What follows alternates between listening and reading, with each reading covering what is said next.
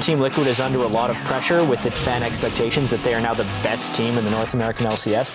Wow, should be able to get one more hit. High gets out alive by the skin of his teeth. That's the damage coming in. Double kill for Sneaky.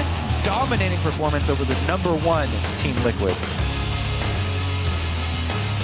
With Liquid starting off really well in the first week, they looked a little shaky. It seems like they still have some things to iron out. TSM had a very TSM-like game yesterday. And guess what? They won. One hit from Dead Wild Turtle, sure to clean this fight up. Team Solo Mid came into the split just like everybody thought they would.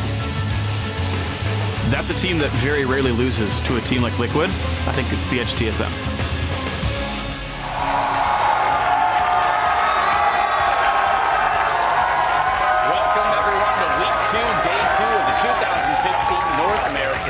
Championship Series Spring Split.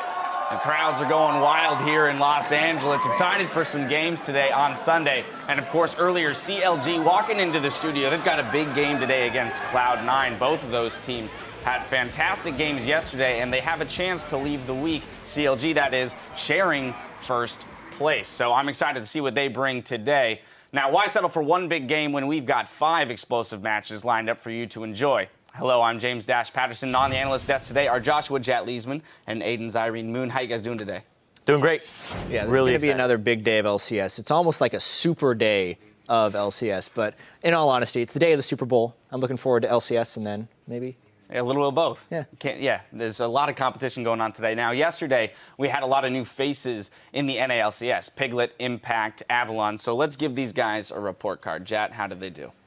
not well. I would give them a D. And some school systems don't even give Ds, like where I'm from in Canada, C- for that one. But honestly, it is only one game, so it was a rough start for some of these guys. Some of them were camped, but Piglet didn't bring masteries. That's a fail in a lot of ways. Avalon didn't really look like he had any sense of what to do in lane swaps. And in general, the Korean players just didn't perform yesterday. Yeah, it was really the North American LCS high school, and we were picking on all the new kids there, just showing them what's up here in NA. And every team came with the strategy of camp the new guy, put them off of their, like, they're very uncomfortable in this new team, just make them even more uncomfortable being behind in the game. So they really couldn't do anything. Well, they have a lot of time to develop as new players. There was one other huge figure yesterday, and that, of course, was the champion Callista. On top of being flashy to watch, she was, you know, killing champs, taking names. Yeah, and Sneaky's Callista is the one that stood out to me personally out of all of them. He has a deeper understanding of the character, the champion, more so than anybody else. He understands that the passive, when you go backwards, you go further backwards. But when you shoot a Q, you go further forwards when you're using that. That is not in the tooltip. And also the E, when you're using the rend, when you're stacking it up on somebody, it has about 1,000 range where you can detect and actually activate your E. If somebody flashes out of that 1,000 range or goes further than it, you can then turn to a minion, throw a spear at them, you then get the activation availability on your E, and then you hit your E and you hit the person who had flashed away because it extends the range to about 1,200 in terms of detonation versus detection. Yeah, and I think it's kind of yet to be seen how the ripple effect of that Callista play evens out for the LCS. I wonder if it's going to be something these guys just get banned out, or whether it's going to be a champion kind of like Lee Sin in the jungle, where unless your AD carry can learn that champion, you're going to have to ban it away. And I just don't think we've necessarily seen the counterplay to Callista. We saw a lot of Callista with a lot of the counters banned out against it. I wonder if we're going to see some of that today. Well, definitely a very nuanced champion, so a lot to learn about her still. Everything was picked up by Cloud9, too. When they picked the Callista, they're like, let's take all the single target lockdown, Aurelia point and click, Lissandra, Annie, Vi. They took pretty much everything that you would use against it. And then I asked them about it, and they're like, oh, I guess we're just kind of lucky. Well, hopefully we see things develop with that champion today. I do want to pull up the standings and take a look because the NALCS is divided right down the middle. Of course, in the top half, we have newcomers Team 8 and Gravity, as well as our defending champions TSM. Each of them have 2 wins. And in the bottom half, teams like Cloud9, Dignitas, and Coast. Those teams are holding 1 win and 2 losses. The field may start to shake out, though, after our 5 games today, with CounterLogic Gaming up first against Cloud9. After that, Dignitas will take on Winter Fox, followed by TSM squaring off against Team Liquid. Then we'll conclude our day with Coast versus Gravity. And of course, if it's hashtag big plays you're after, then we've got you covered. Here are a few of the granddaddy moments from yesterday's action. Coming in at number 3 from Teammates' great win over Coast, at DDRocks13 says, "The binding heard around the world." Dodo is your number 3. Looking to take out Jez's before the fight starts, just like happened mid. Oh, Mashman gets in with the binding! What a play from Dodo! That could be it! What a bind coming from Dodo! Now the Nexus turret falls, the Nexus is going down, and Team 8 is gonna take the game over Coast! That is what ended the game. Even though it's the most silly thing of a little binding going through, Mash is in the wrong spot, and the team didn't have the items to get him out of it. No QSS, no Mikhails at that moment in time. Made it a big play. Who says dodos are extinct? I'm going to let that be.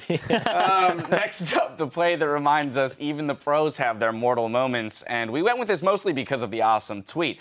At Dr. Kepper says, "What the hell? I just got killed by a random Ezreal in my game that came from another game." Let's take a look. Just to get this inhibitor down, Hanser may be 1,000 to himself now. He's being greedy. Oh! Oops! If you run an artillery-style team comp, you cannot shoot your Arcade Barrage backwards. So what ended up happening there is he had moused over to the left and hit the champion portrait of his teammate Shifter in the Xerath, so it automatically just aimed him in that direction. But I think he was actually aiming for Kobe's sanity, and he hit. Yeah, took that thing right out. Do that.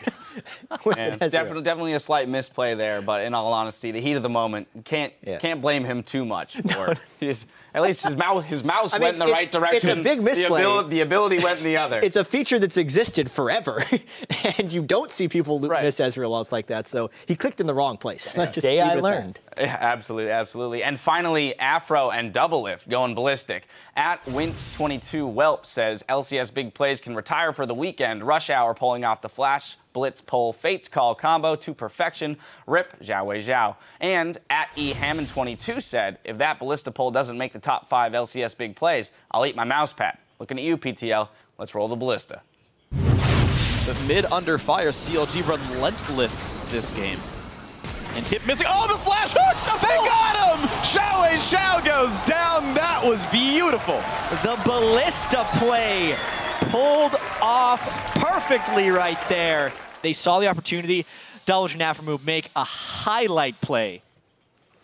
It's actually a very interesting use of game mechanics there, and it's completely intended, by the way. Yeah, it was super cool. And the one thing that wasn't even noticed by me when I watched that play the first time is when Blitz finishes the pull, he's guaranteed the knockup from the Kalista ultimate, which is why even after the flash away, Zhao Wei Zhao was still basically stuck in place, so he could go and then hit him again with. Right, I was gonna say you follow that up with another power fist, and it's just you're hating your life. You're gone. You're hating your life, especially as a Xerath of all champions. Well, you want to stay far away. Yeah, no doubt we are in for more of those memorable moments today. So call them out on Twitter with the hashtag LCS Big Plays.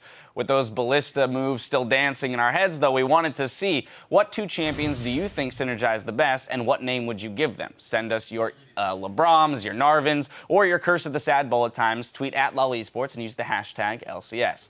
There were a number of champions released in the offseason, and among them, though, Azir specifically for the players that master his mechanics. He could be a game changer.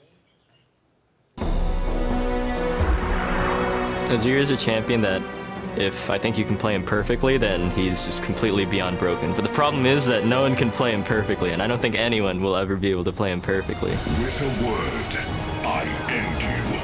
Azir is just a champion that scales really well and does consistent damage with his soldiers in team fights. You can poke someone down to like half HP without them even having vision of you, really. His Q range is really long, and if you land the Q, then you're going to land 2 or 3 autos late game, and that's enough to take someone very, very low. 这个英雄相对来说还是比较容易发育，因为他可以用他那个 W 技能来帮助他补刀，他可以站在非常安全的地方，然后就可以补到小兵。 Nothing is beyond my reach. The passive, as I'm building the tower, I think it's Best to use if you're trying to set up wave control in one lane. You can just set up the tower, you'll slowly get the wave control and get your wave pushing, and you can make another play on the other side of the map. If they go for the Azir turret, you have the rotation on the other lane, so it can really be a distraction and a zoning tool. Never cross an emperor. His ultimate is also a game changer. I feel like there's going to be a highlight play soon of someone playing Azir in competitive where he just like jumps to one of his soldiers, flashes, and then knocks the entire team back like some sort of insect play with his ult. Grab number 2 misses, and Phoenix! Oh, Phoenix right in the middle of the fight with shifting sands. Once you reach the later stages in the game, if you have a comp where he can really peel for a strong AD carry, for example, using his ult, he can just be really, really powerful. It's like having a second AD carry doing constant damage. If you don't kill him and you don't kill the AD, you're definitely going to lose a team fight. 我觉得打这个英雄的话，你对线肯定会有点难，然后你会尽量选一些突进型刺客类，然后让打野帮助你，然后一起去gank他。He just dies to ganks really easily. His HP is like wet paper. You usually aren't picking up any defensive items until after your Grail and Morale-Nomicon, your Stinger, and your Death Cap.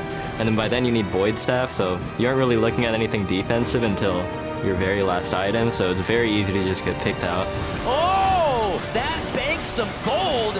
Going over to Pole Belter. Azir is a really high-risk, high-reward sort of champion in that if you mess up your ultimate by even a tiny bit, or if you E incorrectly, then you're just going to die immediately. But if you can position your ult properly, that can just single-handedly win a team fight. He's just a very difficult champion to play, but he can be really rewarding. And we've already seen a few impressive Azirs so far this split. What's your impression of the champion so far? I think it's really damn strong. I think that this champion has a high margin for like skill cap and also has a high margin of error too. You can mess up, and also there's a lot of counterplay to it, but the ranges on it are a little far right now, and I know that Daniel Klein's looking at it for 5.3. Yeah, I remember actually in the office we have a quote board, and on it it says dash, Azir will never see competitive play. I think it was dated in like December or something. Yes, I said that when the champion was released and was bug-ridden beyond belief. And we'll actually never see it was taken out of context. It's not a context we don't need board. to have this. Yeah, it's not a context board. It's a quote board. So somebody took a very, very small part of the statement. I mean, whatever. We're not going to have this argument right now. Yeah. I think he's going to see a lot of competitive. I agree. Personally. He is a very high skill cap champion. If played well with the 4 buffs he's seen since then. Anyway, now we're going to send it over to the caster desk for the call of Game 1.